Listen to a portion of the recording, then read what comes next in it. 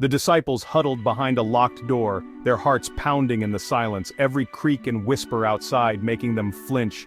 Fear and confusion thick in the air, pressing down on them like the darkness that filled the room. Their world had been shattered. Jesus, their hope, their teacher, the one they believed was the Messiah, was crucified and buried. The dreams they had built with him seemed to crumble in a single afternoon. The story should have ended there with grief and silence, but then came the whispers, soft, uncertain, but impossible to ignore. Mary Magdalene burst in, breathless and trembling, claiming she'd seen him alive. Her words were wild, but her eyes burned with conviction.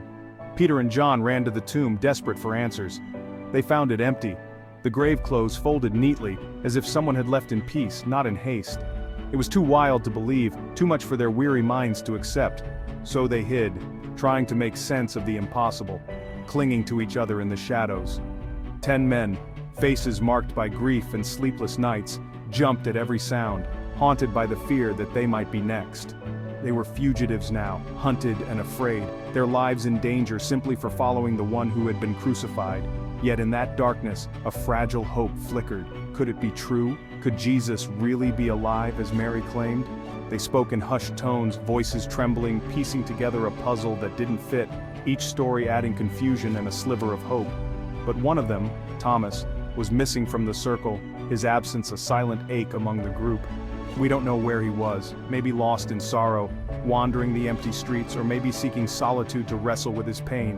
Whatever the reason, he missed the moment that changed everything, the moment when hope broke through despair.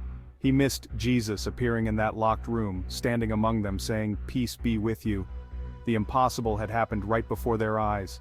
He missed seeing the wounds in Jesus' hands and side, the proof that it was truly him, alive and victorious over death.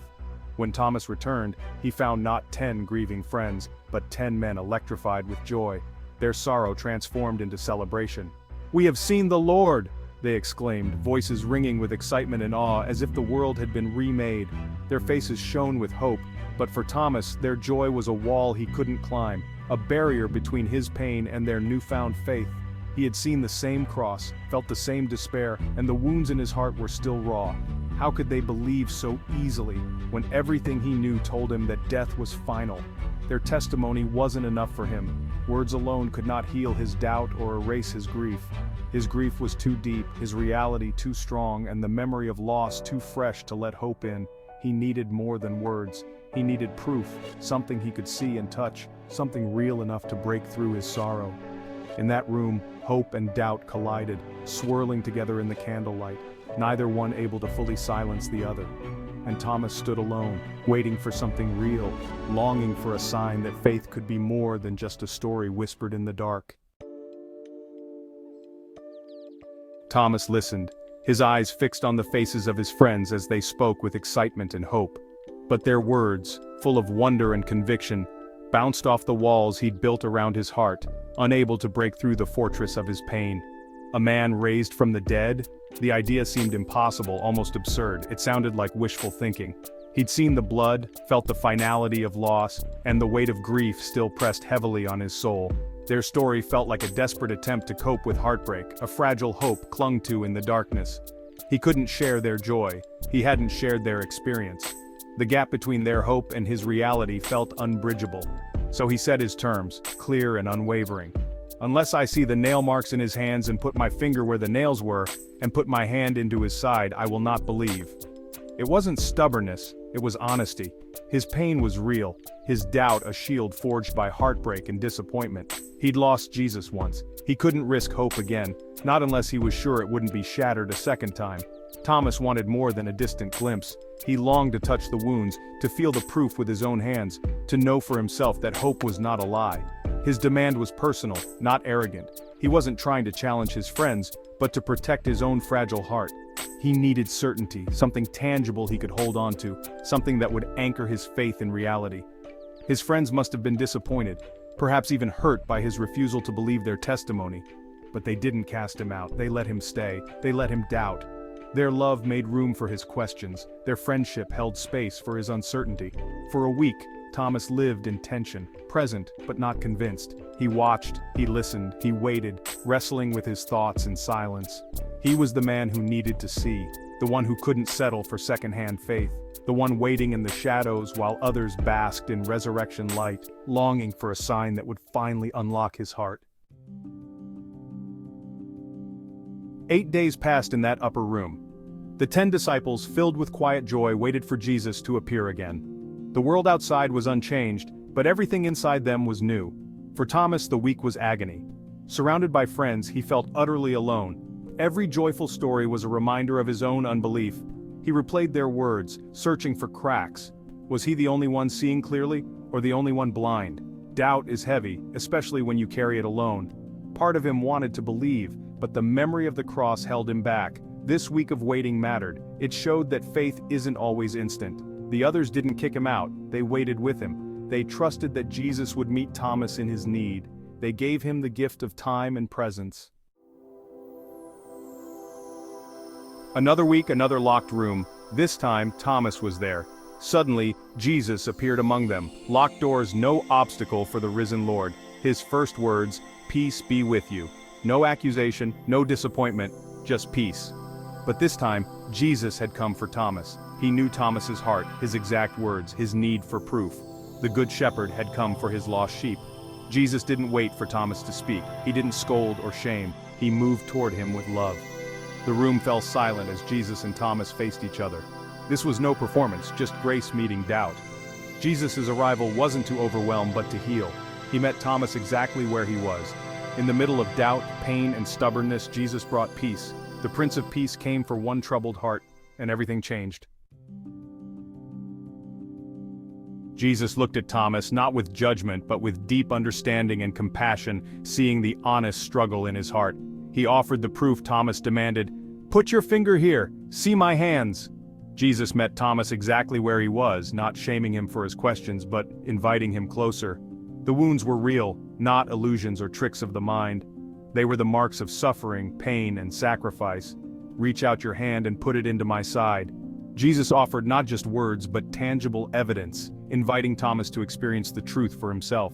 Jesus invited Thomas to touch the evidence of death and believe in life. It was an invitation to move from doubt to faith, from fear to hope.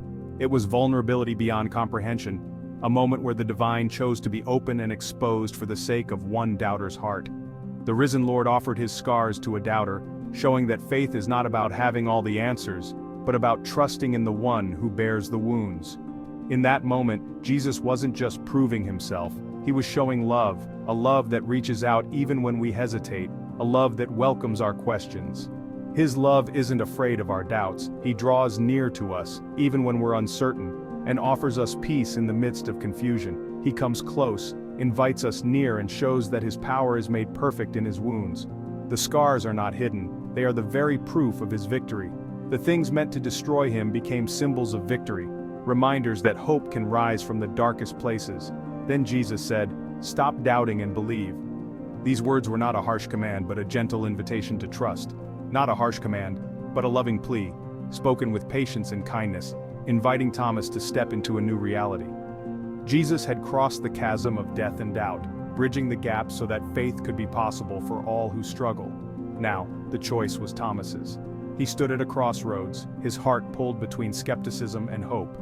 Remain a prisoner of doubt, or step into faith. The invitation was clear, but the decision was deeply personal. The room and heaven waited for his response, holding its breath as Thomas faced the greatest invitation of his life. Did Thomas touch him? The Bible doesn't say. Maybe it didn't matter. Seeing was enough. The need for proof melted away in the presence of the risen Christ. All the doubt, pain, and resistance crumbled. Thomas saw not a ghost, but his Lord and his God. The truth hit him like a wave, bringing him to his knees. From the depths of his soul came the most profound confession, "My Lord and my God." Not a question, not a whisper, a declaration. The sound of a man who journeyed through doubt and found faith. He didn't just acknowledge Jesus was alive, he acknowledged who Jesus is. This was the climax.